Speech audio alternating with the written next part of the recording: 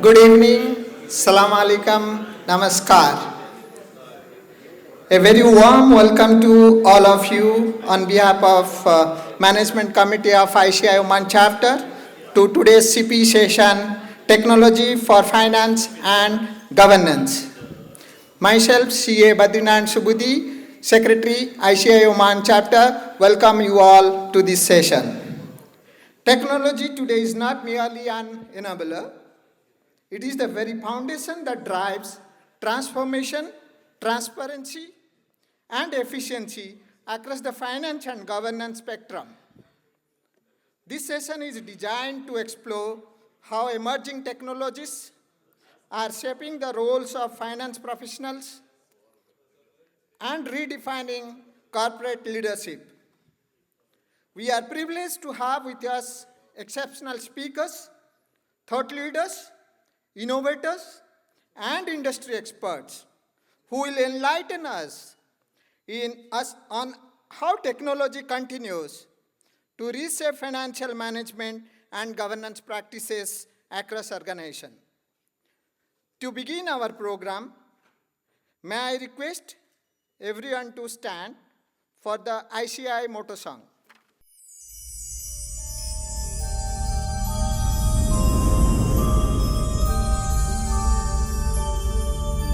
य एष सुप्तेषु जाग्रति य एष सुप्तेषु जाग्रति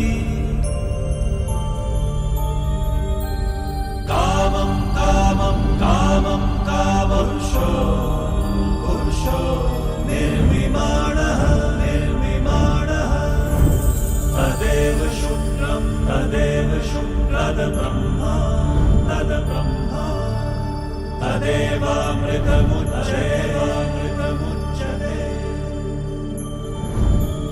तस्मिन् लोकः शतः सर्वे तदूनात्यति कश्चन एतद्वैता एतद्वैता एतद्वैता एतद्वैता एतद्वैता एतद्वैता.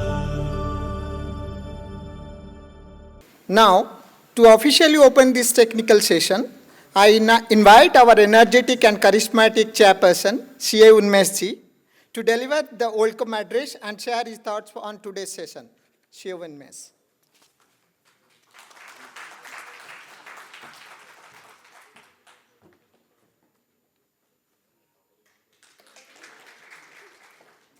So, good evening, everybody. Am I audible? Yes. Okay, great.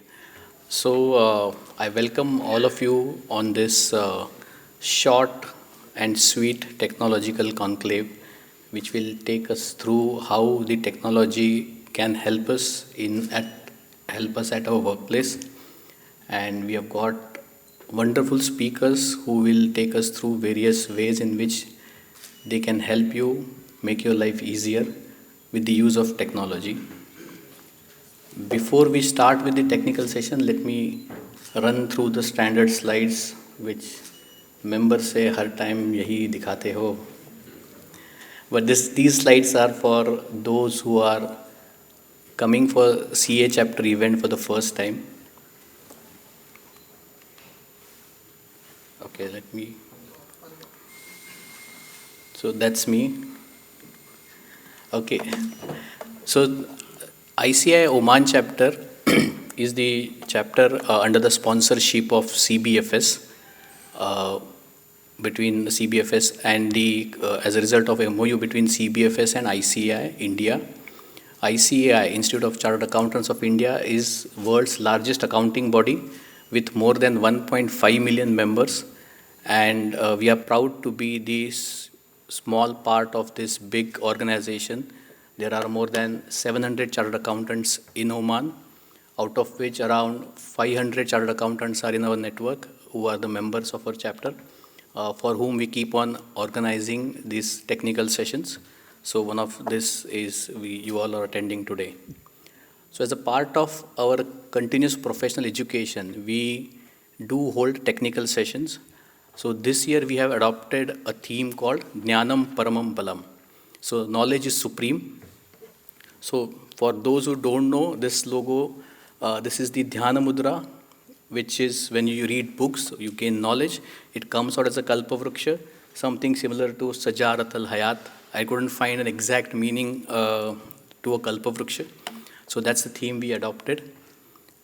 And as part of our various initiatives, we do hold international events, a flagship event every year.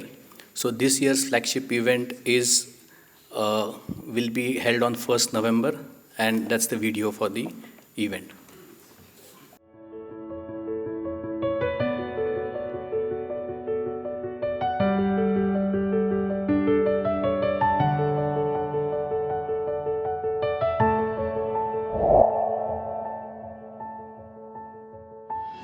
Vista is more than a name. It is a window into the future we aspire to build. It begins with vision, imagining a sustainable tomorrow, innovation, daring to challenge the status quo, startups, proving that big ideas often start small, technology, bridging vision with action, and at the heart of it all, artificial intelligence, amplifying human potential and reshaping the way we live and work. Vista 2025, where vision meets action and the future is not just imagined, but shaped.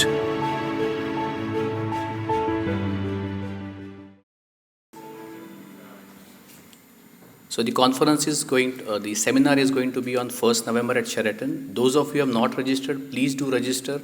We are going to have a lot of raffles and gifts for those who register on time. So don't miss the bus, that's what I can say. So the way we hold international events, our parent entity, ICAI, also holds World Forum of Accountants, which is the largest gathering of accountants worldwide, which happens every year. So this year it is going to be on 30 and 31st of Jan and 1st February at Noida. So that's a short video for it.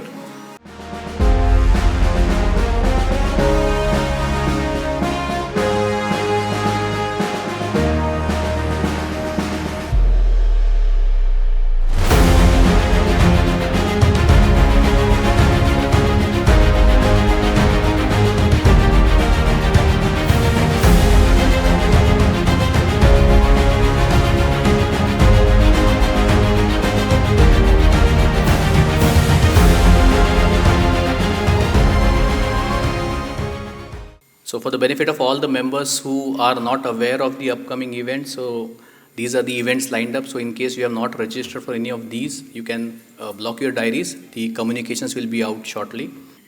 So coming to the topic for the day. Day before yesterday, I was at Avenir, which is the event organized by Indian Schools Board, and the event was at Indian School Al-Seeb. And I was encouraging the students to pursue finance profession. So one of the important things which I told the students, that there are only two fundamental things which my father told me, that there are only two fundamental things in life. One is science and one is finance. Whatever is happening here is a result of science. So science enables what things happen. You are looking at me, I am looking at you. There are lights, there is technology, there is LED. It's all science, technology.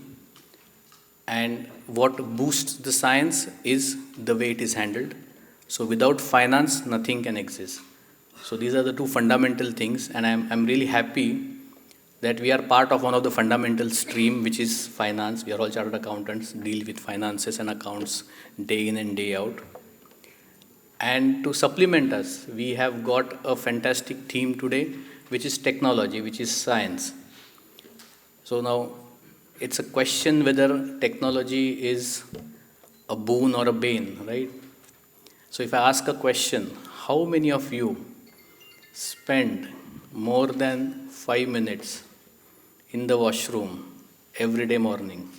Please raise your hand. You need to be honest to yourself.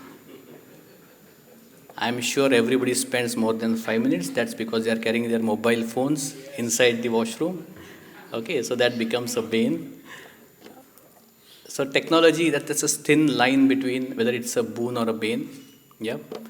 So today our expert speakers will tell us how technology can help us in our everyday life at workplace. I am also eager to hear them out, like you all guys have gathered, early as compared to the other routine CP sessions. So without further ado, I will hand over the session back to the MC. But before we do that, we have a ritual we do in every CP session. And can anybody tell me what's that? We always say east or west. Indian chartered accountants are? Chai piya ki nahi? East or west? Indian chartered accountants are? Thank you very much.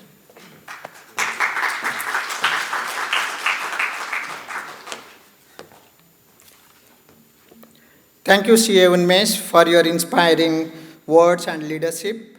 Now I call upon our first speaker of this evening, Mr. Arindam Banerjee. Mr. Arindam Banerjee has extensive experience in financial leadership and digital transformation, and his insight on an evolving role of technology in finance will surely set the tone for the evening.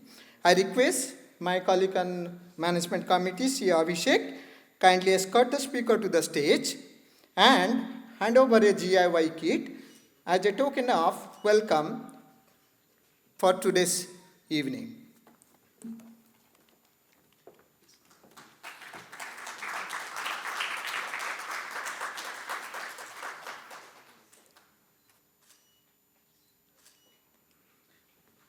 Before Mr. Arindam takes over the stage, I would like to play the brief introduction about him by playing a video, audio and video.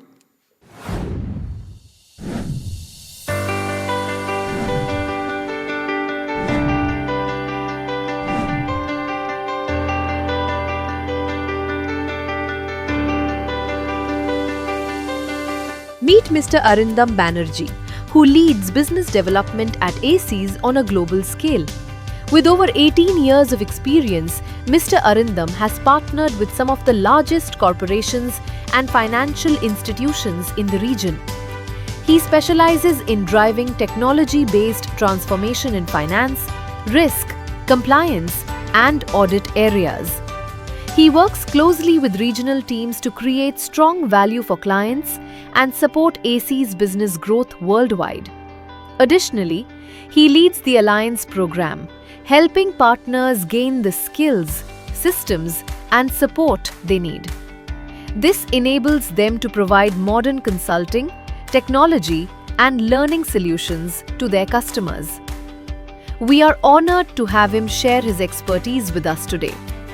Please join us in welcoming Mr. Arindam Banerjee.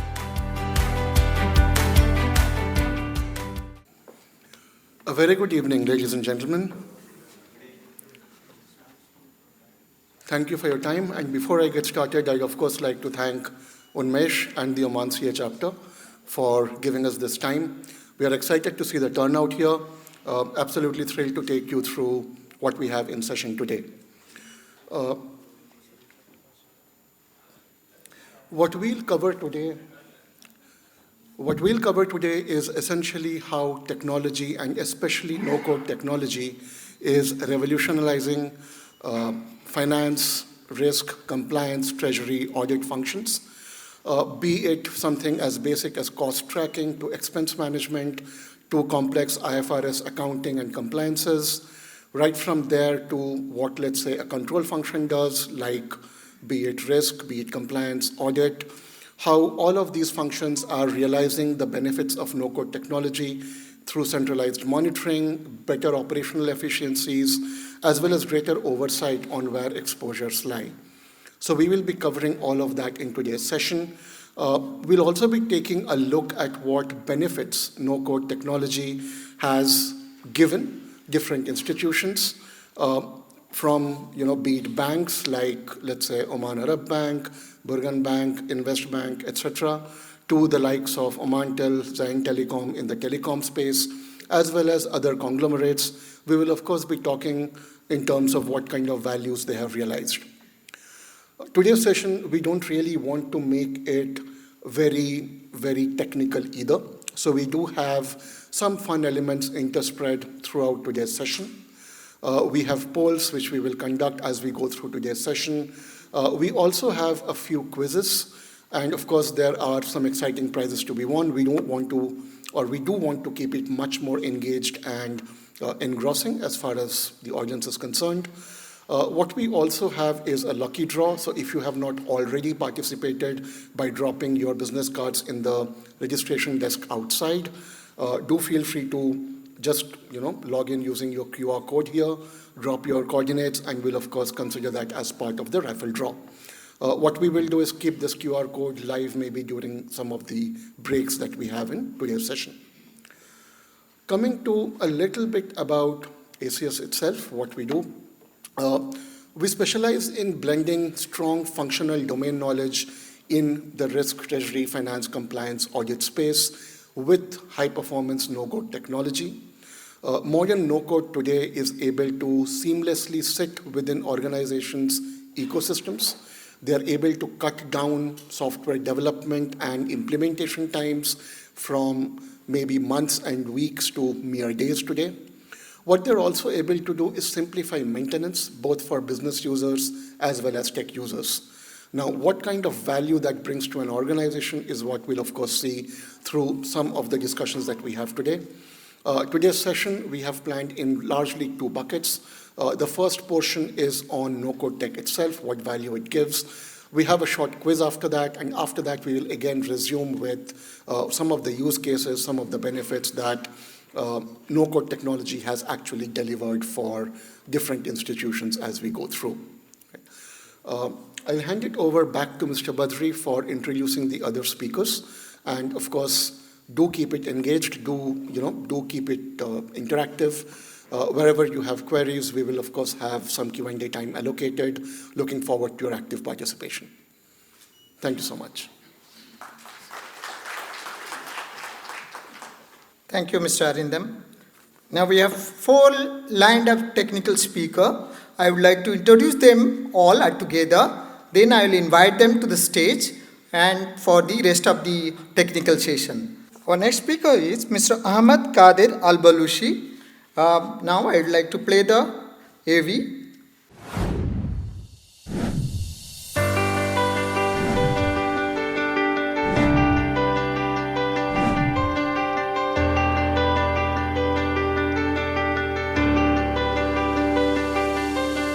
We are proud to introduce Mr. Ahmed Kader Al-Balushi, Chairman of Towers International Group of Companies. With over 30 years of experience, he is a highly respected figure in Oman's financial sector. Mr. Ahmed is known as a visionary leader who has successfully built a diverse business group. His ventures cover telecommunications, banking, construction, information technology, and outsourcing. Beyond business, he is an active member of the Chamber of Commerce and Industry, contributing significantly to Oman's economic growth. We are honored to have him share his expertise and insights with us today at this CPE event. Please join us in welcoming Mr. Ahmed Kader Al-Balushi.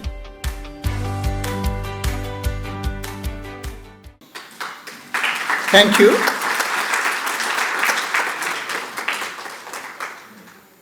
Our next speaker is Mr. Muzammil Patel.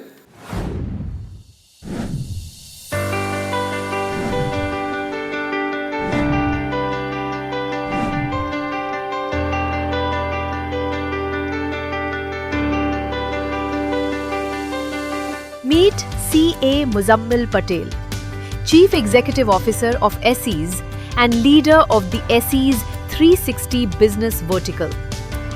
CA Muzammil brings extensive expertise in risk advisory and transformation for financial institutions and corporate clients. He has successfully designed and implemented enterprise risk management frameworks with leading financial organizations globally.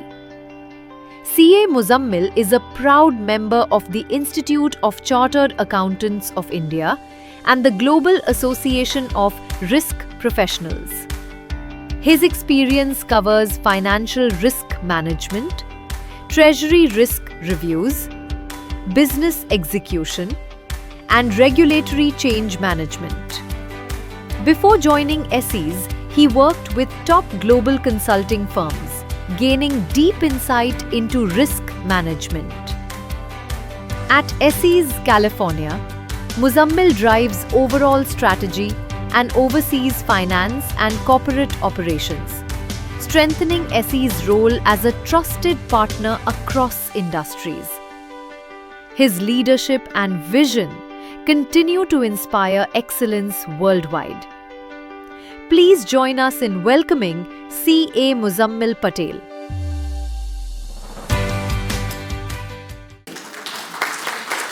Thank you, Mr. Muzammil. Our next speaker is Mr. Abhinava Bajpai.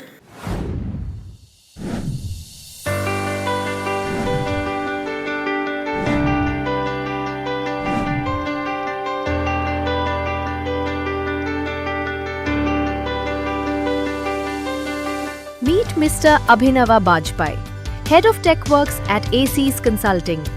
With over 18 years of experience, Abhinava specializes in developing innovative technology products and solutions for global banking and financial institutions. He has led large-scale risk management, data, and system transformation projects across multiple regions, including the Middle East. Abhinava has worked formally as a partner in the risk advisory practice of a major global consulting firm. He is a recognized thought leader with many articles and white papers to his name. He is frequently invited to speak at industry forums by regulators and industry bodies worldwide. Abhinava has been honored for his work in automation, risk management, and technology innovation, making him a highly respected figure in the international financial and technology sectors. Please join us in welcoming Mr. Abhinava Bajpai.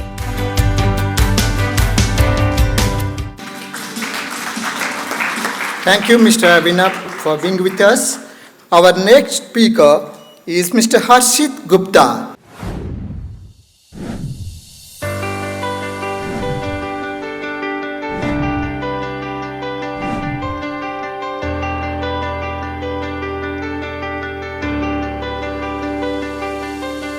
Meet Mr. Harshit Gupta, a seasoned consulting leader at ACIES Consulting, where he heads a key business vertical.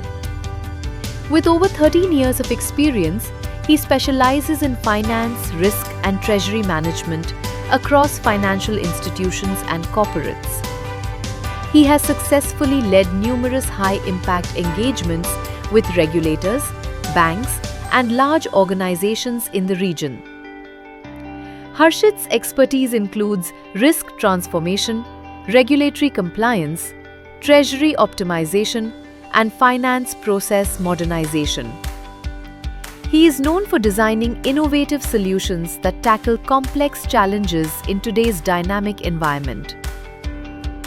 At ACIES, he plays a crucial role in shaping consulting services and driving client success with his blend of technical knowledge and practical business insight. Harshit is a trusted advisor, helping clients achieve transformation and resilience in their finance and risk functions. Please join us in welcoming Mr. Harshit Gupta. Thank you, Mr. Harshit. May I request all our speakers to be on the dais, please?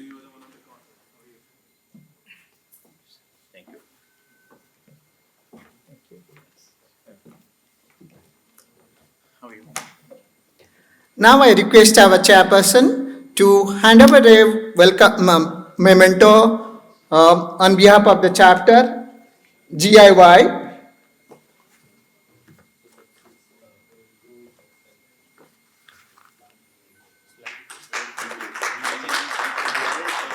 Okay.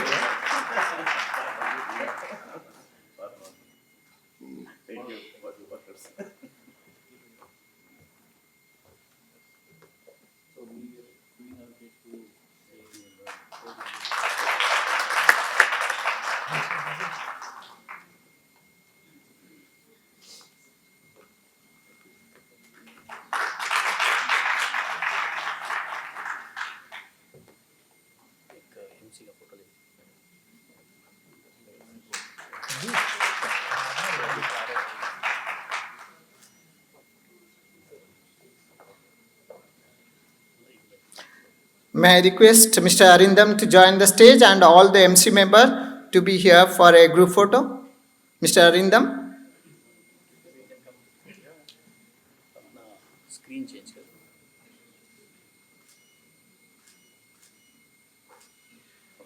Thank you. Now I request Mr. Ahmad to give his welcome address and request all other speakers to be seated. Yeah.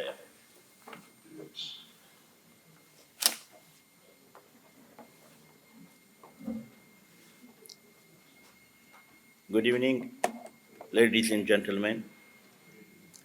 First of all, we thanks for everybody who are sitting in here. I think it's a great pleasure to see so many seniors, finance, audit, compliance, this kind of the team sitting together. I think we have to thank the team who make it valuable today evening. And ACIES in the TIG, thankful for both of them. Okay, they took their valuable time and they come back to listen and to see what the ACIES is going to do. I don't want to say something about the Tower Internationals. I think in the market is very small. Everybody knows us and what we are doing. But today, without technology, without growth, without innovations, I think all of us, our life will not be sustainable. We all need innovations. We all need growth. It's not we are 80s, 70s, and early 20s. Today, the world is changing, and all of us, we should do everything in the technology. Without technology, we cannot do it. Today, we are not doing everything in Excels or olden days in the paperwork. We all need to move faster because our management, our owners, our everybody, they're looking us to make more money. To making more money, we have to be the faster growth. Without faster growth, we cannot be sustainable. In this kind of sustainability need technology because the world is moving faster than you if you are not going to take the technology. That's why we, as our team, we are taken an initiative to bring the partners, bring the expertise, monthly basis, and new things for our company. Look like we are small. We started in 2014, but we are growing not like a 120. Without the radar of ROP, we are doing faster than that. The reason is that because we don't want to be behind others. I don't want to take the more times because my expert is going to talk today. But my one thing is that for the all companies, please use the technology. It is your future. Use the finance modern way because so many things is going to be missed if you are not going to take it as a technology to your backbone. I'm not going to take all of your times because others are waiting for me, but I think the next times we will meet, we will talk more. It is my pleasure to see all of you, finance guy, audit, other seniors sitting in here. Thank you once again.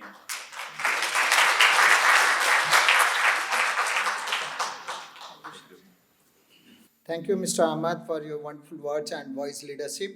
Now I request the CEO of ACIES, Mr. Muzammil, to deliver the technical session. Okay, good evening everyone.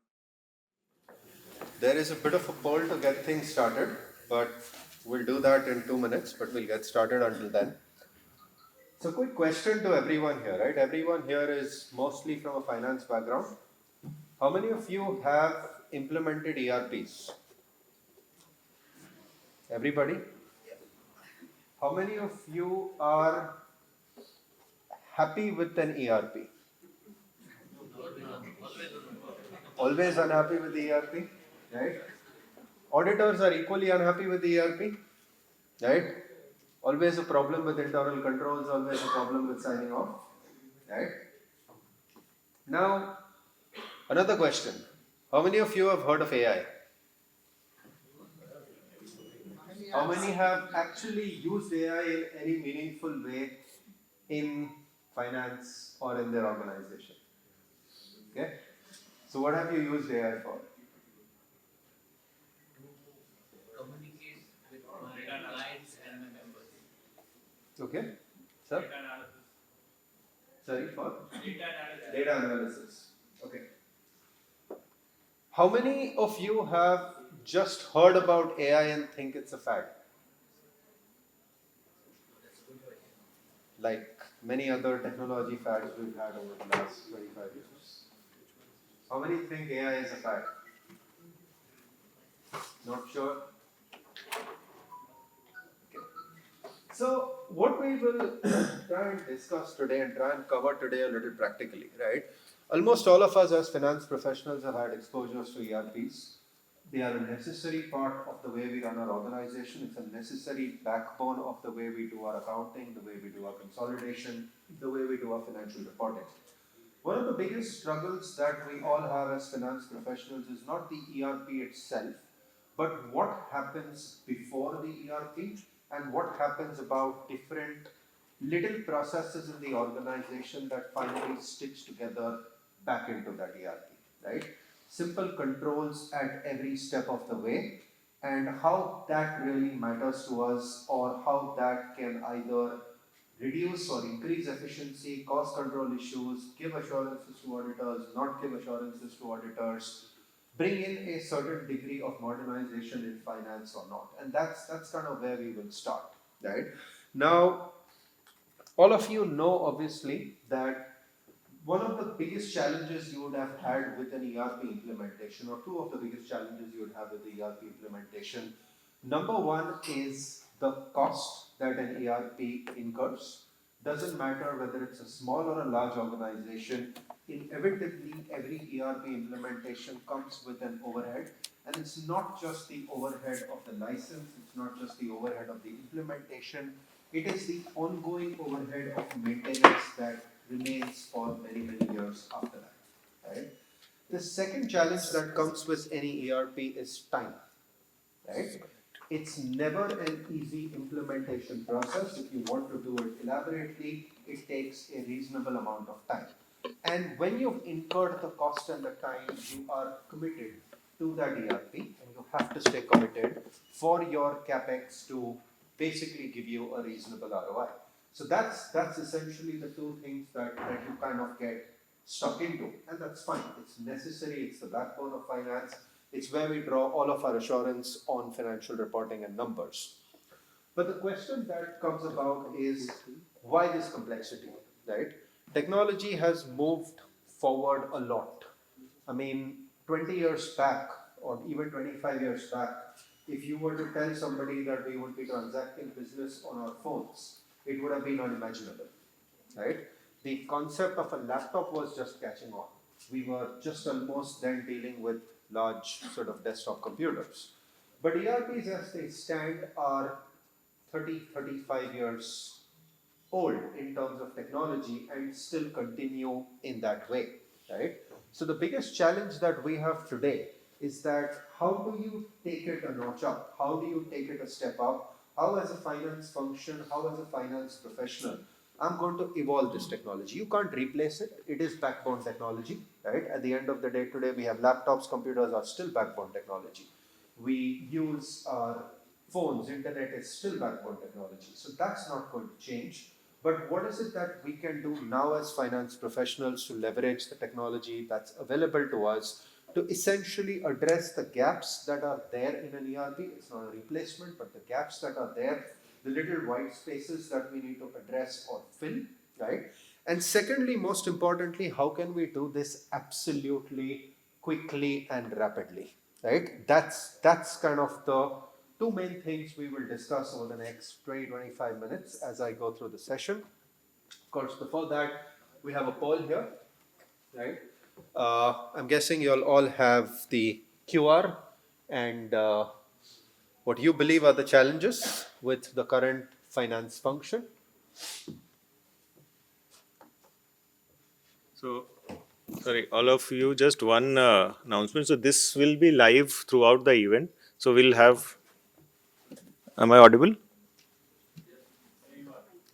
So, this will be live throughout the event. So, there will be different polls that we'll have basically to take your views, also see that what's the in general perception of the different aspects that we are covering throughout the event.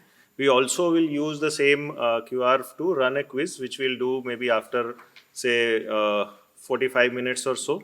The quiz obviously will have leaderboard where top 3 people who answers the questions correctly as well as in time. There are gifts, awards for that.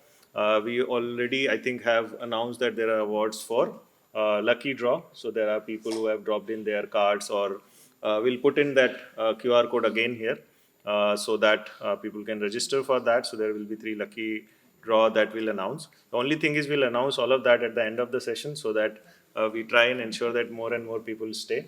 We are not going to take too much time. We'll cover the key elements that we wanted to cover. With that, I think this is the first poll, which is related to your the challenges in the finance function. And as you can see, there are diverse views which are there. So this, I guess now I'll hand it over to Muzammil. I'll put the PPT and then we can move forward. Yeah, Muzammil, now over to you. So coming back to our discussion, right? It's about filling those white spaces around the ERP. It's about making that finance function more efficient, right?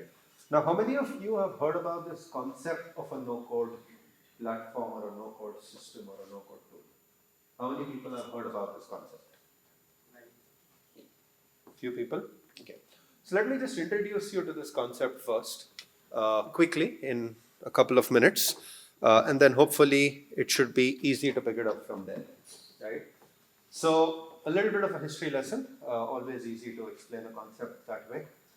So back in the pre-2000 era, right, when we were just being introduced to this thing called the internet, the same question we had then, is the internet a fad?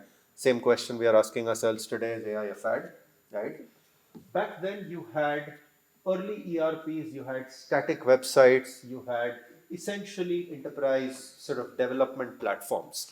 Now, one of the biggest challenges here at this stage was technology was available, but it was not for everybody. Okay? You needed to spend tons of money on a mainframe. You needed to have very specialized expertise and expertise that was not available very broadly across the world, right? We got into the 2000s, and that's when the first sort of real development started opening up in technology, right? You had the first wave of a degree of democratization where you're not reliant on high expertise, high cost systems. You have more open source frameworks, not platforms, but more open source frameworks on which you develop. You all would have heard of .NET, Java, basically frameworks on which you build things. Now, while this opened up development massively and you saw a massive technology boom, the bigger challenge here was still it is meant for people who spoke the language, right? Most of us speak, English, Arabic, a natural language that we are used to.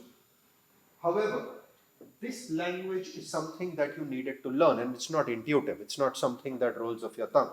And therefore, you needed a whole class of developers that sort of started coming in, and they still were able to build static websites, right? If you remember the websites back of the early 2000s, it was essentially a page, you clicked, it was another page. There was no interactivity. The first level of interactivity started with the likes of Facebook, very specific technologies that were built by Facebook actually called React, which allowed for the first level of interaction between some feedback loop between you and that web page, right? That was essentially the start of bringing interactivity or interaction to life. And then we went from there to what we all know about today as software as a service, where we said that a particular application is not necessarily for one person. We can fraction it to everybody, right? So it reduces the cost, it allows you to, for everyone to have access to a technology fractionally, right? And that's essentially what we went through between 2010 and 15. Now, the question that came over here, and the most important question, why should I have to be bound by a technology that everyone else uses? Which is the most fundamental question that you have with the software as a service. My requirements are not necessarily the same as yours, not necessarily the same as the next person. So yes, while my ERP is common, my internal processes are very specific to me. They are specific to my strategy, they are specific to my organization structure, they're specific to my control systems. Why should I have to keep using the same thing that the next person and the next person is using? And the answer until now, until about 2015 to 20, was if we started building custom applications for everybody, right? The cost will go through the roof. Who will maintain it? We won't know who coded what, which means if something's built for an organization, you know, the set of developers who built it walk out the door. Tomorrow we are pretty much left with no knowledge of how to run this thing, right? And that's kind of where no code changed that, right? Now, what no code essentially does is it takes the first step, and there are many more steps from here. It takes the first step to say, I can allow you to hyper customize on a platform. I can hyper customize it for a particular organization, for a particular process, without the overhead, right? Now, what it essentially does is it brings in a layer where instead of talking in Java, .NET, or one of those frameworks that ultimately a computer understands at the back end, you start talking in sign language, right? Sign language is nothing but drag and drop little boxes that say, I can stitch together a process the way I want. I am using common technology, I'm using common infrastructure, but it's for me. It's not software as a service, which is the same for everybody. This is something that I can do specifically for myself. And that's kind of where technology takes a leap in terms of democratization or in terms of putting that power in the hand of the user. It does two things. You can hyper customize. The second important thing is you don't need to rely on people to talk a language that a computer understands. You can now talk through people who understand their domain. So finance professionals are good at finance. They can explain or draw their processes or draw their flows in a way that they understand, and then the computer essentially interprets it without having to deal with a programming language. Now that's the fundamental concept of a no-code platform. Now the natural evolution beyond 2025 is if I can do it with sign language, which essentially is what a drag and drop tool is, I can do it with natural language, right? The machine should soon be able to go from understanding sign language to understanding English, Arabic, any other language that we naturally speak. And that's where the AI part comes in, which is just that interpretation of saying this language into what is your today a drag and drop interface or what is a sign language can then be bridged. So that's essentially where no-code platforms are going. That's essentially where you will start seeing the ability to hyper customize or hyper build what is relevant for your organization without the massive overheads that we are used to as finance professionals when it comes to ERPs, without the massive overheads that we are generally used to in maintaining every change that goes with the ERP, right? So that's the underlying concept, that's the underlying thought process around no-code platforms. Today, where we are in about 2025, you have quite a few options when it comes to no-code platforms. Obviously, now is when the evolution will happen, right? There are a couple of things that are important with no-code platforms to understand, right? And with most technology, right? everything's a buzzword. Today AI is a buzzword, right? There are people selling washing machines who say they have AI in a washing machine. You wonder why they have AI in a washing machine, right? So what you will start seeing, of course, is this buzzword will get used and misused, right? As with any buzzword. There is AI in everything these days. You wonder where is the AI, but apparently it's there, right? And that's kind of what you see with no code, and you will start seeing with no code, where there will be a lot of people saying, well, this is no code, right? The distinguishing factor between a no code platform and just generally no code, technically Excel is no code, right? Technically, you can, well, speak to Excel by clicking a menu, it's sign language, and you can get by without knowing any formulas. But that's not a no-code platform. It is a tool. It's an enabler. No-code platform is where you can get to a point where the database has the same sanctity and integrity as your ERP. The flows have the same controls that you are used to in your traditional ERP setup.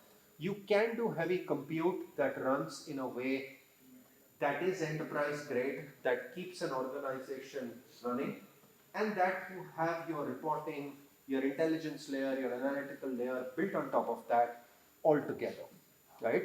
So you should be, when you look at anything no-code, be able to distinguish this about a no-code platform vis-a-vis generally anything that's no-code, as you should with AI today, right? Because everyone and everything that you see today says they have AI in it. But what AI really means or how relevant it is for you, that's really where the rubber hits the road, right? So that's the concept of a no-code platform, and that's kind of where you sort of start looking at it, right? Now, that's the slide, and I'm pretty sure everyone's kind of seen this. But when you look at a finance function today, it's about prioritizing what you're going to pick out of this, right? A lot of this today, the ERP touches upon in different ways, slightly either towards the end of the process, either as a JV, either as a specific workflow, bits and pieces of it, right? Now, traditionally, ERPs do P2P or O2C processes very well. You're procured to pay an order to cash, and it's reasonably well evolved. But there are, as organizations grow, as you reach scale, there are a lot of ancillaries around the whole process. When it comes to people management, for example, it's simple things like an expense reimbursement process that can get very annoying to handle, right? It could be something as leave management, leave approvals get very annoying to handle. Either you revert back to Outlook or some form of an Excel approval, and doing this in an ERP is just too costly, right? And sometimes not very meaningful. The whole point of this slide really is for you to decide what's the low-hanging fruits, what you can pick, what the ERP want to do, what's the white space, and essentially that's where you look at the application of a no-code platform, or you look at the application of no-code to kind of fill the gaps for you, right? So when you look at, say, accounting and compliance today, right? Accounting and compliance is done very well by most ERPs. The challenge comes with technical accounting standards like an IFRS 9 or a 16 or a 17, where there's a whole element of compute involved. There is a whole element of workflow involved, which an ERP is not meant to do. Whether it's about assimilating data, computing a PD or an LGD, whether it's about remodeling, whether it's about producing very specific financial statement disclosures, right? This is really where the no-code technology kind of kicks in and says, okay, I can do this quickly, I can do this for your data in your way, meaningfully and quickly, right? Case or control and workflow management, right? Approval management, case management. One of the biggest challenges for all of us today, almost every approval today is about moving physical notes if it's important enough. If it's not important enough, it's about emails, right? You may have approved something, and then if someone were to ask you 2 years later, what about this approval? You'll have to rummage through your Outlook, your archives, your whatever to find out, okay, this was what it is. If it was important enough, it will be a stack of paperwork on what that approval looks like, right? Again, not something for an ERP, but it does strengthen control environment, brings in significant efficiency. Again, a very obvious case to use a no-code platform. Also, approvals and case management is specific to an organization. The way one organization follows its approval process is definitely not going to be the same as the next person. Could be simple things as whether someone's jointly approving, severally approving, it's got to go to a committee, how many members, how many votes. There are many sort of variations which only are specific to that organization and not kind of a generic play, right? Similarly, when it comes to people management, of course, there are pieces of this which ERPs do very well. People database management, payroll management, these are things that ERPs traditionally do very well. But when you get to some of the finer things like time booking, expense booking, reimbursement management, very specific things around people communication, people reward and recognition programs, there are all these little pieces which then kind of just float around without automation, right? And obviously put in a lot of overhead onto the organization. Of course, as you know, O2C, P2P, vendor management, actual code transaction execution, of course, ERPs do very well, but there is a increasing pressure now for where you interact with your vendors or your customers through the O2C and P2P process. Whether it's a customer portal, whether it's a vendor portal, whether it's case management around that, whether it's interaction about your AR or your AP cycle, intimating people, scheduling certain things, managing delivery schedules, that's again where it becomes very important. Planning and budgeting, this is the continuous pain we all have as finance professionals. We spend 3 months in a year, right, dealing with budgets.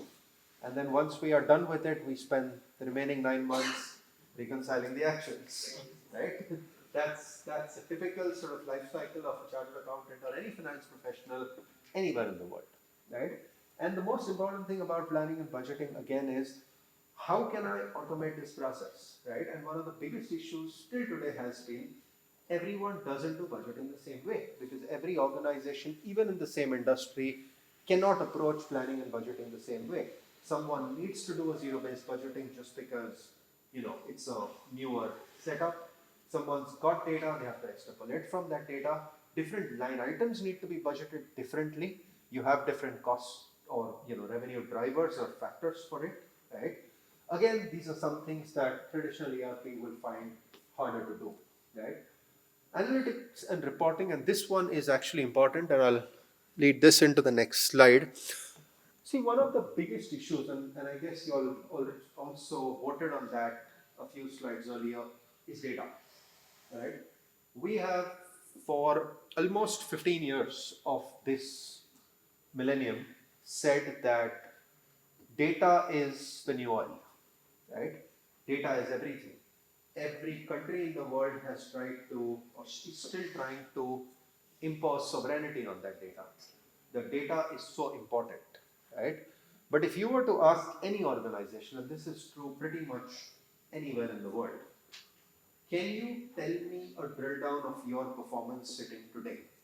What factor is causing this number in your P&L or balance sheet to be this? Even compared to last quarter, let's not even talk about building larger trends. Chances are you won't have the answer beyond at least the 3 or 4 key numbers, right? You will have a significant amount of time of finance control, especially going down, finding the data, figuring out what the challenge is. Now, different organizations have invested heavily into data management. We've built data warehouses, we've built data lakes. We'll find another term for it soon enough in a few years. If data warehouse and now the lake wasn't enough, we'll find one more. The one thing we need to accept with data is you can never unify data, ever. You have to federate data, okay? Now, why is this important? Everyone over here has used, your Microsoft login, Office as it were, right? Now, for the longest time, if I had an Office account or a Microsoft account, I couldn't use it with other services, right? It was meant for my Outlook and that's where it ended. Now, over time, you've seen it's not just meant for your Outlook. It's meant for your Excel, your PowerPoint, your Word, SharePoint, OneDrive, the whole piece around it. Your data is still segregated. it's not at the same place. But what changed here is your identification got federated, i.e. who you are, your one ID got federated and it started getting used everywhere. And that's the same concept that applies for data. The minute you try to stop unifying data and you try to start federating data, which is to say, let it be wherever it is. With the right identification, I can use it to collate everything, right? Whether it's through APIs, whether it's through streaming technology, there's a whole bunch of things that sit behind that data. But the minute you stop trying to unify data and start trying to federate data, that analytics, that business intelligence, that dashboarding, everything that you spend maybe hours, months just trying to get the right report, only the minute you present it to a committee, they want another cut of it. They want another root cause analysis of why a number changed, because that's how business is. Business is dynamic. By the time you prepare the report, someone is going to come back and say, hey, this doesn't matter, we have this new variable to consider. And that's kind of where no-code again becomes very important, because the fundamental of a no-code platform and well-built ones is they don't try to aggregate data. They put a data management layer above it to allow data to be federated. Connect to as many databases as you want, connect through, whether it's APIs, whether it's streaming technologies, and aggregate that data to get that single view. And through the concept of federation, not through the concept of unification. We've tried the concept of unification, all of us have at some point of time with data warehouses and data lakes. We spend in certain geographies millions of dollars on projects like this. And it's not been entirely a loss, but 6 months later, there's a new system, a new data set, new need for unification, and that cycle keeps going on and on. And that's kind of where the sort of federation of data and using no code to use that federated data, first to federate it and then to use that federated data becomes sort of important, right? I've already covered this, but I think the question that a lot of people finally need to answer, and this is my last slide before I hand over, and I'll pause for questions in a bit. But the most important question that people need to answer is this all worth it, right? Because everything can be a fad. If AI can be a fad, so can be no code, so can be anything. What will ultimately distinguish whether something's a fad or whether it's useful is not the technology itself, but what will finally distinguish is what's the value do I get for it, right? Broadly speaking, if you look at available data, which is about 6 to 7 years worth of data, your time to build on well-evolved no-code platforms is roughly 1/4, right? So if it took you 6 months to build something, you should be able to do it in 1.5 months. Now, it will become faster because once you go from no-code to autonomous development, that will become faster, right? The other thing that you see is that the cost, when you calculate total cost of ownership over, let's say, a 5-year period, you will find that to be roughly 1/5 of your traditional development on a sort of a hyper-customized development model, right? And that's really where the rubber hits the road. If you're working with those metrics and you can achieve those metrics, that's where a use case qualifies for a no-code development, right? Now, you will not go ahead and build your ERP on a no-code platform because it just won't qualify on those metrics. But what you will build on a no-code platform is all of those white spaces that essentially qualify on that metric and distinguish what is otherwise a fad from what actually delivers ROI in dollar terms at the end of the day. And that's essentially what you're driving towards, right? And beyond this, of course, we will start seeing autonomous development. It's only a matter of time. We are in early stages of it, right?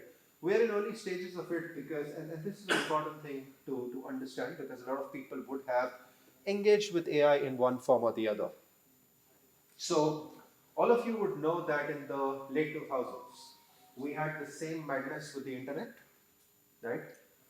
What's the biggest investment we made in the late 2000s in the world in general? What do you think was the biggest investment we made in 2000s when the internet fad went on? Y2K aside, of course, we fooled ourselves with the whole Y2K thing. But that one aside, what was the single largest investment we made? Any views? Data cables. We laid undersea cables which were supposed to transfer obscene amounts of data all over the world. And we managed to bankrupt almost every company that laid undersea cables.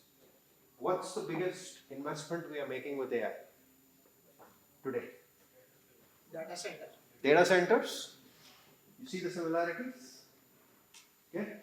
The key to AI, it's not AI that's a problem. The internet was never a problem. The key here is the data footprint. Every model that you hear about today, I'm sure a lot of you follow it, it can process 5 billion parameters, it can process 70 billion parameters. Nobody cares. Improve your data footprint. The AI models running on your data footprint, if you make your data footprint so unwieldy that you need 70 billion parameters to make any sense out of it, the problem is not with the AI, the problem is with your data footprint. Okay? And the key differentiator here, and everyone is going to realize this sooner or later. So once we finish throwing the dollars at the obscene number of data centers that we are throwing our money at, and the obscene number of GPUs we are throwing our money at, we will start realizing the efficiency is in the data footprint, as we realized with the internet. We realized with the internet, it's not about undersea cables. We could transmit this to satellites. We can reduce the size of transmission. There's a whole bunch of things we can do to make this thing all more efficient, and that's what's going to happen. So the important thing to move from no-code to autonomous development is the data footprint at the end of the day. Because if you're going to tell a no-code platform, here's my data, okay, analyze it for me without me building complex dashboards and I want to have conversational ability, or here's my data and, build me a workflow just conversationally. The most important thing here is going to be how much data are you throwing at it, okay? Are you throwing contextual data at it? You can work your AI models even today, if the data footprint is right, on your laptop as long as you have a single GPU. That's not hard. You get laptops with single GPUs today, which means you can run those AI models if your data footprint was correct, right? And one of the other things to do as you look at no-code development and adopt it is simultaneously invest in improving your data footprint. Because once your data footprint is improved, you can optimally deploy AI models. You're not just throwing billions of parameters and consuming resources like there is no tomorrow. You are working with the optimal data footprint to actually use AI in a way that it is meaningful and matters to you, right? So that's what I wanted to cover. I'll hand over to my colleague Abhinav. But before that, happy to take a minute or two to answer any questions or share any thoughts that anyone may have. Anyone, any questions on this, or even if you want to share your thoughts on some of the things? Sure. We'll anyway have a QA session. So at the end of the presentations, we'll have some time where we'll request all of you to share your views, because I'm sure you also have experienced some of the things that we are talking here. You would have experimented with certain things, so it will be helpful for all of us to learn from your experience. So please feel free to do that. So what I'll do is I'll continue from where I think Muzammil has left. So this is one of the poll questions. So let me just activate that. So it will come to your, so once I activate, it will come to your, so let me know if you are able to now poll, okay? And I'll just put the results over here so that all of us can see. Yeah, so the question is that what is the biggest roadblocks to interconnected automation across organization? So I think one of the points which Muzammil was covering was that there are disjointed systems that organizations have, and a lot of us where we see that there are systems which don't talk to each other. There's an information which is across the organization where it is actually need to be accessed in order to make sense of it. And that's something when he was talking about your unifying the data, that is I would say task a lot of us would have undertaken. So what's the biggest roadblock to interconnected automation across organization? And what I see is that a lot of us are going with that disjointed system, not talking to each other, and that basically makes the decision making difficult. and which is where the part which was what Muzammil was saying, that let's not try to put all the data together, but let's try to see that what information that is required, what data that is required for decision making. If we can have then identifiers, if we can have the connectors to pull that data and then use that for my decision making, that's the way to go, rather than actually trying to put all of that data together or trying to make all the systems talk to each other, and then we use that for the decision making purpose. So that's the, and that is one of the advantage, and the theme that we have today is basically the no code platform. So that's the advantage that a no code platform gives us, where it allows us to basically use the data from multiple different sources and then utilize it for the decision making purposes. So I'll take maybe 5 minutes to go through some of the things which a no code platform offers. And why we are doing that? Because see what happens, as you would have seen, that the technology transformation journey, how the development, how the automation technology that has evolved. And as of now, a lot of organization, and I'm sure most of your organization also would be looking to use one or the other, or might be already using one of the other no-code platform in order to do some of the automation. Now, what are the things which are there which your no-code platform enables you? Manage data. Now, manage data, see the way it works is that earlier if you need to manage data, you need to write SQL queries, you need to look at that from where that data can come.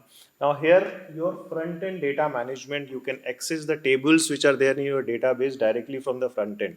Now that eliminates the need for you to go to your IT team, give them the requirement, they will write the queries, they will give you the data, then you will figure out whether it is actually making the use case or meeting the use case that you have, and then you are able to again go back. So that cycle continues, and that's an exhaustive cycle.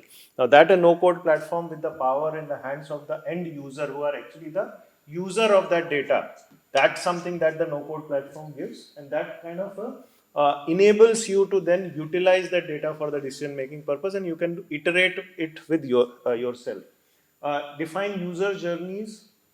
Now this is your workflows, right? So there are user journeys which are there. Now one of the challenges I'm sure you would have faced is that it changes. So as your organization structure change, as your your processes change, there is some kind of a reorganization that happens. The user journey changes. Now if it has been hard coded, if your the system what you are using is hard coded, after that one iteration, there it kind of become obsolete. Now with a no-code platform, again, you are able to make that user journeys dynamic. If there is a change, you are manage that change management much more efficiently, and that's where I would say the utility of the system remains. Otherwise, what happens in many cases, you start implement a system after 6 months, after a year, when there are changes that has happened, lot of you moves to again back to Excel, back to manual over.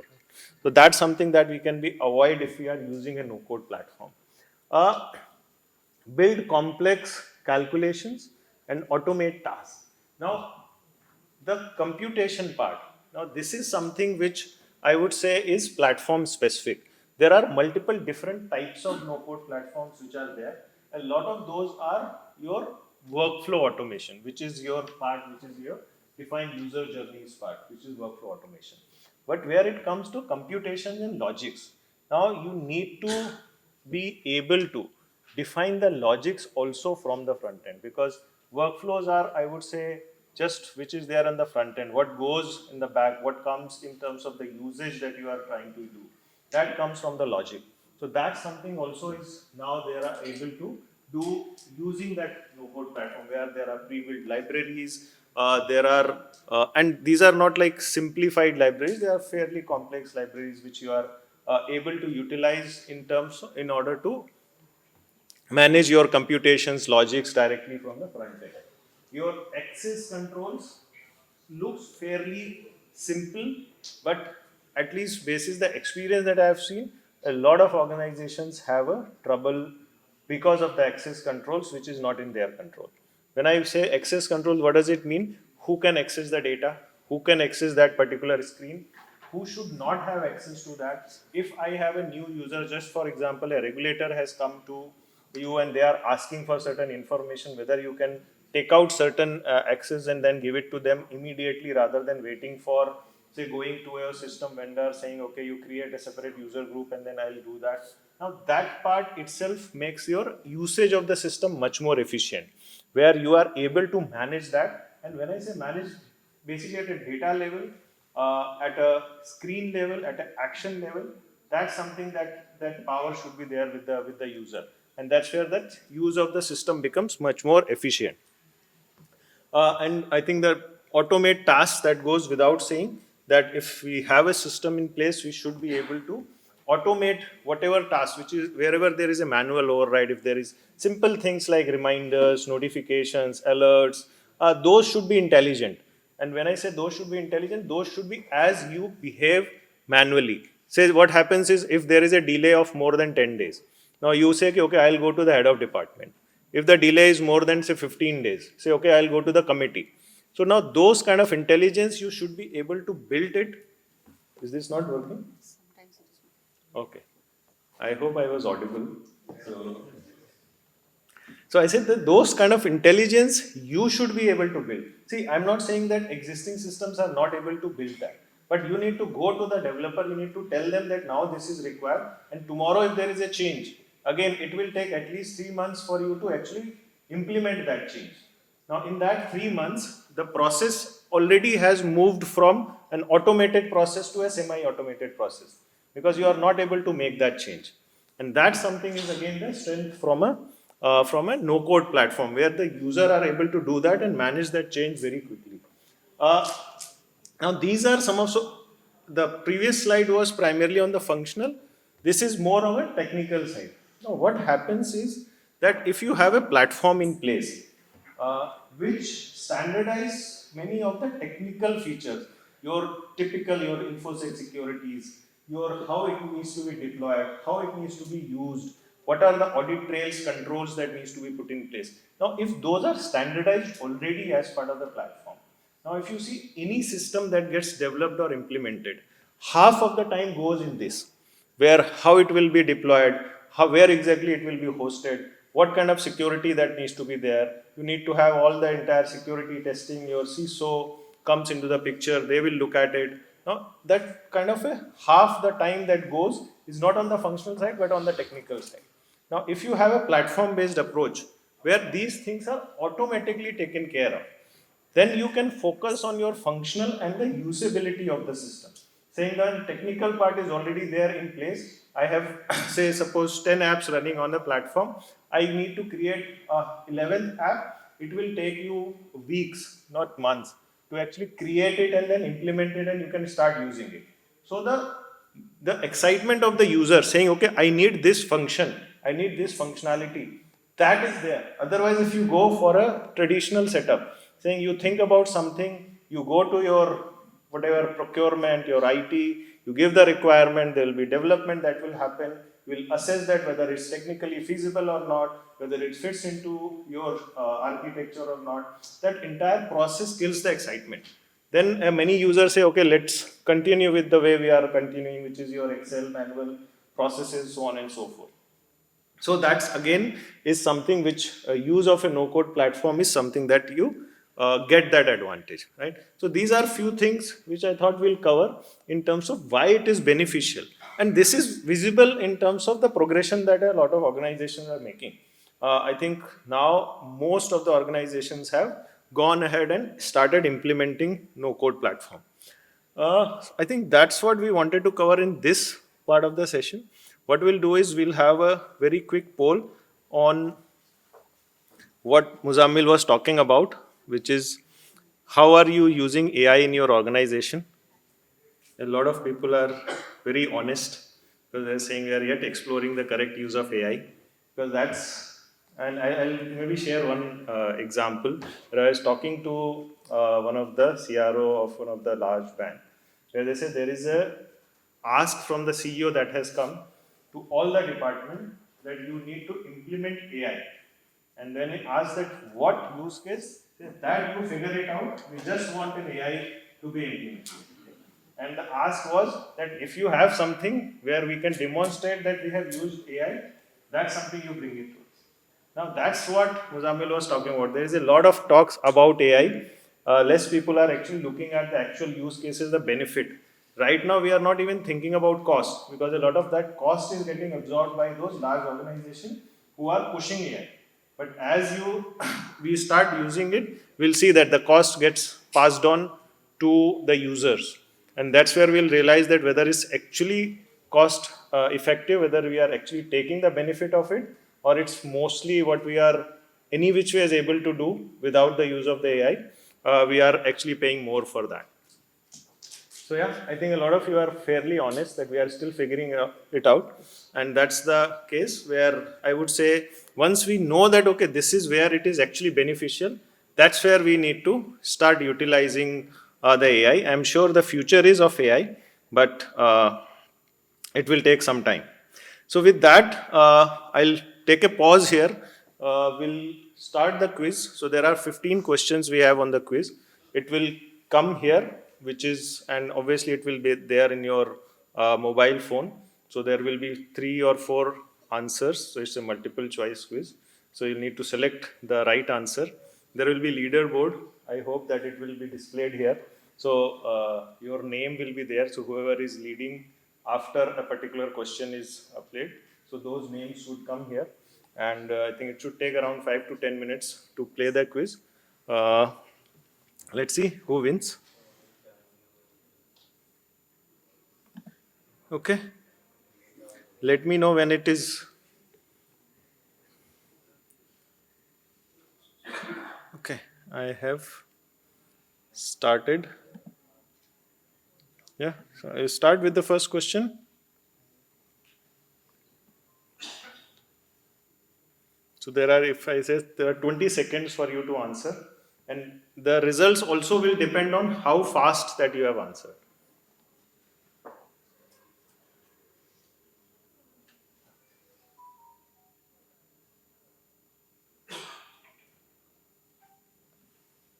Okay.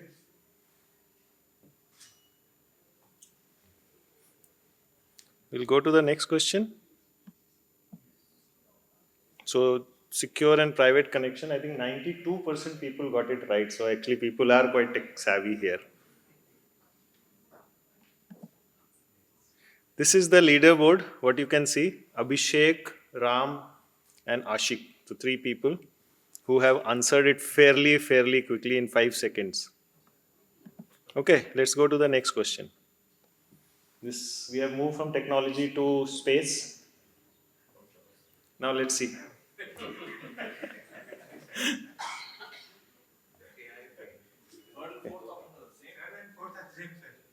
Okay, but that must be wrong answer then.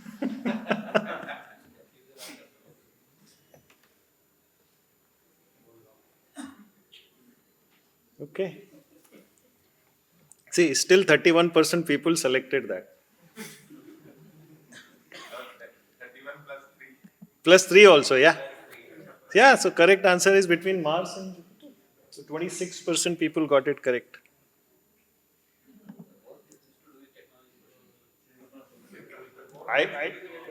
I never said it's a technology quiz. It's general knowledge. Okay, so we got new leaders here. Let's go to the next question. Now this is technology.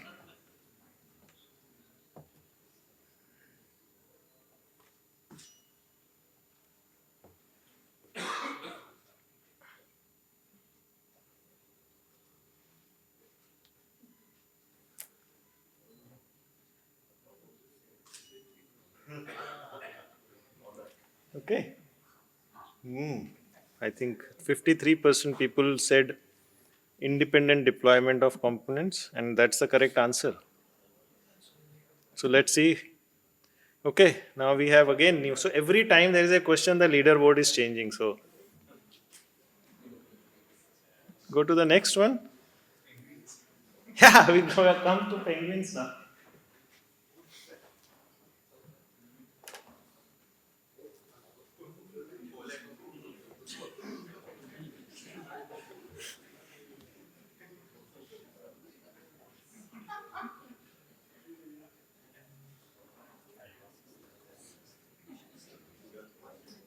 Okay. There are 3% people who said Poland.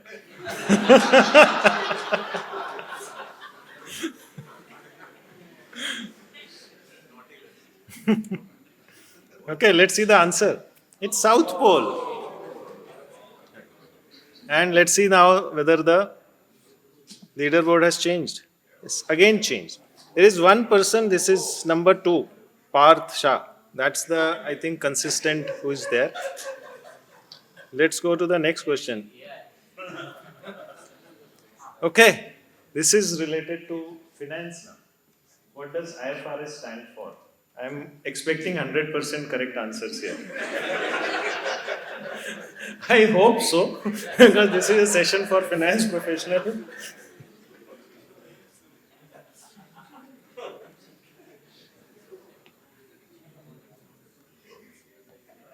There are 99%.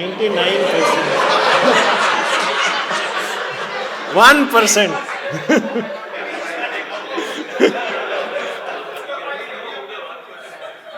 That is a separate thing that we'll analyze later.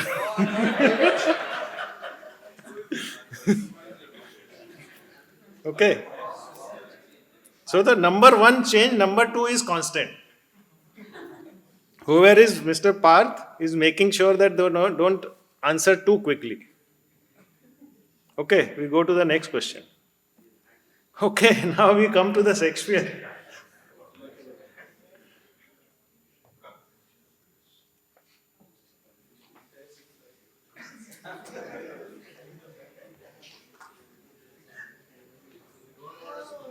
Yeah? Someone will win for sure.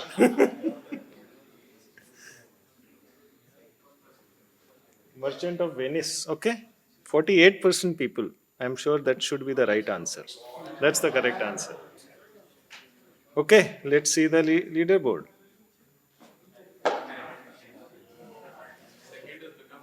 Yeah. Okay. We go to the next. So there are total 15 questions just.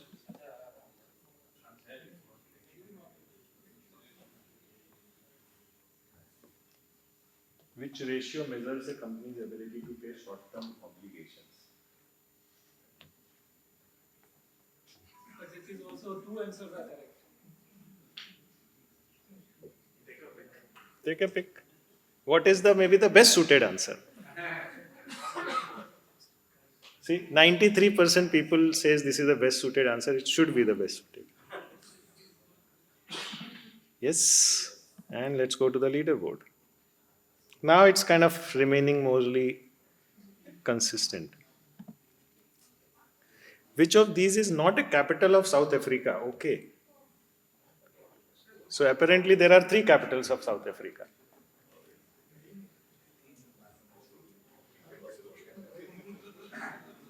So one of them is not a capital, the other 3 are capital.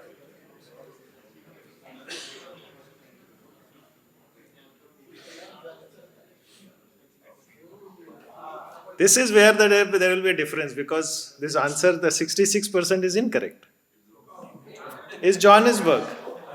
It's not a capital. Yes. But 10% people got it right. That's. And leaderboard changed.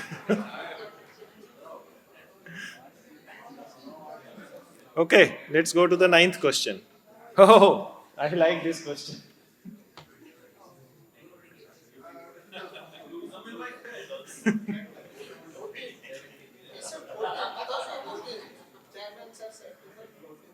That's not an option here.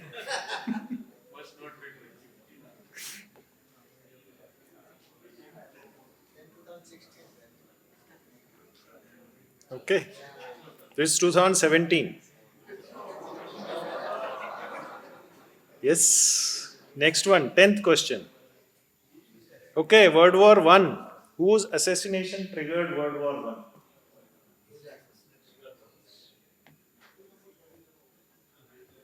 We all know, right? It was in Austria.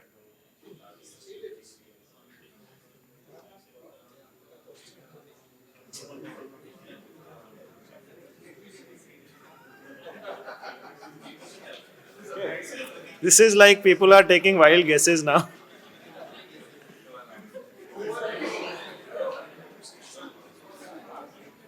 This is,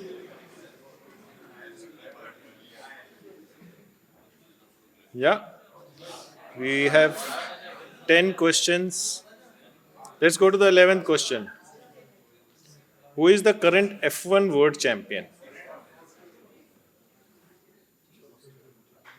So just keep in mind the world champion, not the current one who is leading. Just a hint.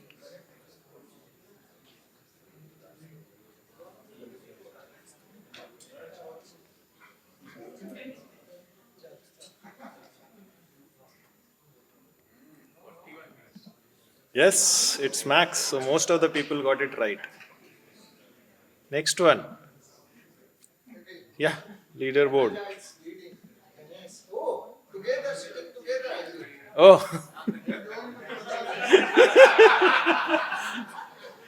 Let's go to the next one. 12th question.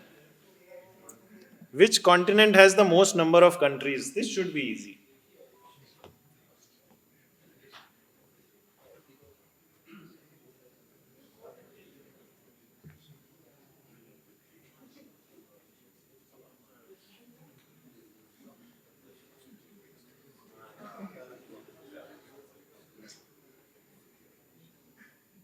Oh, it's Africa.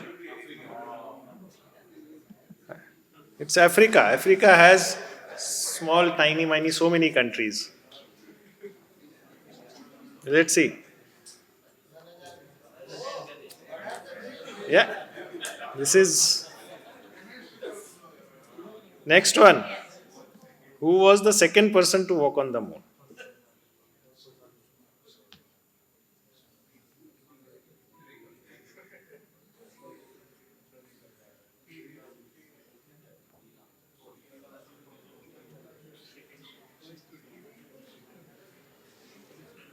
Someone said, right, nobody knows who was the second one.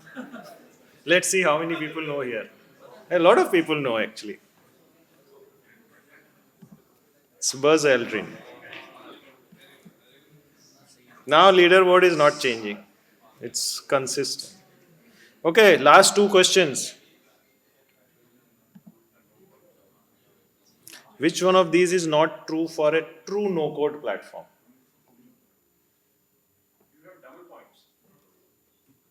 I don't think we have that option, but yeah, either way I would have given.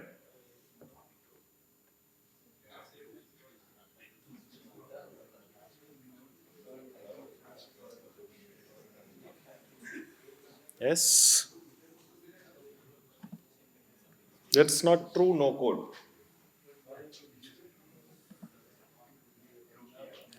And last question now. Let's see. Which band has sold the most number of music albums? Which band? We'll get to know in 11, 10, 9, 7. Some people have lost hope saying farak nahi padta. Anyway, Ganesh and Manaza are going to win. It's actually, I guess it's Beatles. Yes, it's Beatles. So let's see who are the three winners. Okay, so we have three winners here. So we have Mr. Vanza, Mr. Ganesh and Mr. Ram. Someone please note it down.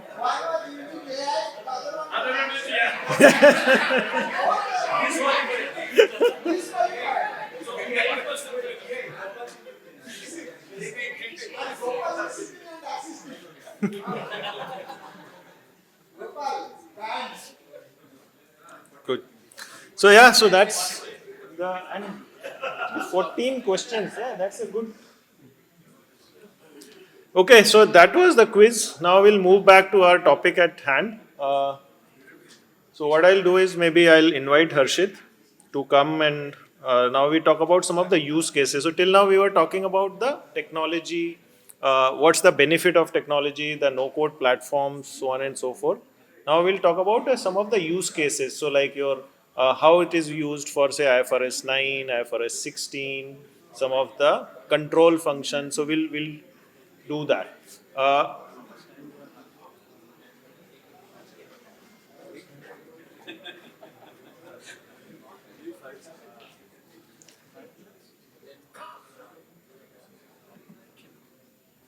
Okay, so we'll start with a poll.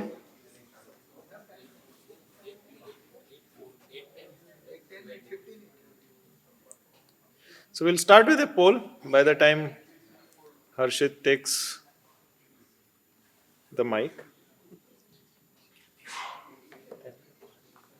10 minutes. ये PPT है.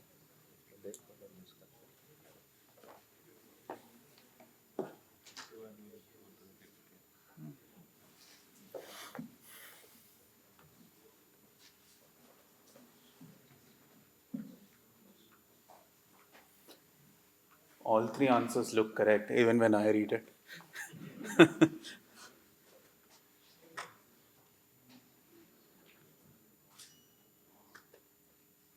I think maybe we just give 10 more seconds and then get back to it.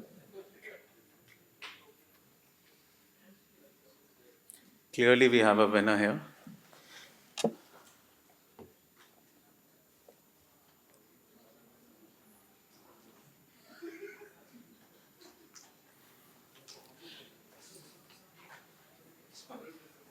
I'll just keep this as the backdrop, but I think what's becoming a lot visible is, and I keep hearing this from every finance function, that we are the final guys who bear the burnt of whatever business does. We are the final control point that remains to be able to validate whatever transactions have happened. We are the ones who sit around and correct the transaction to be able to make my financials look correct, right? I think that is where a lot of the technical topics also come to us. Now, just to talk about some of the technical topics, I'll just go back to the slides.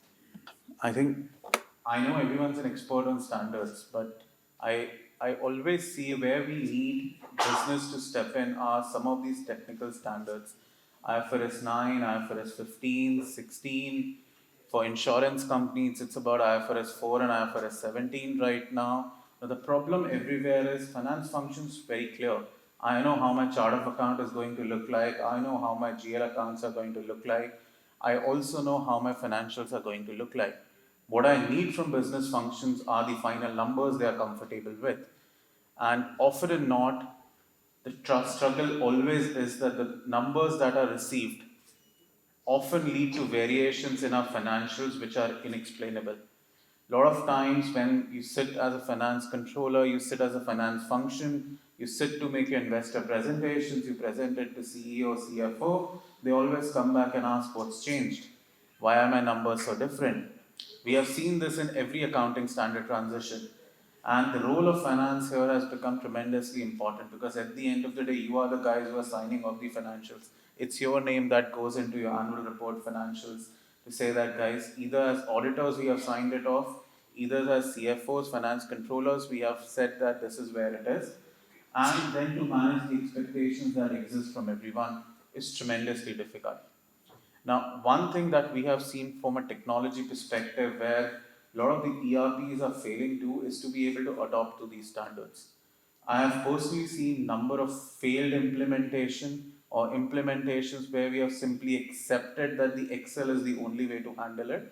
And it's not because these topics are not clear to us or we don't understand how to handle it.